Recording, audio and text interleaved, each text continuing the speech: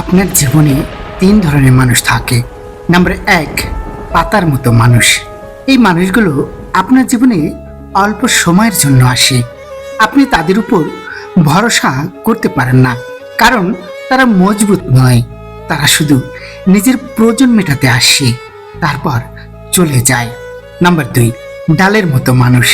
এরা দেখতে শক্ত মনে হয়, কিন্তু যখন সময় খারাপ আসে তখন ভেঙে যায়। তারা কিছুদিন থাকে, কিন্তু যখন জীবনে ঝড় আসে তখন আপনাকে ছেড়ে চলে যায়। নাম্বার তিন, শিকড়ের মতন মানুষ। এরা সবসময় গুরুত্বপূর্ণ মানুষ।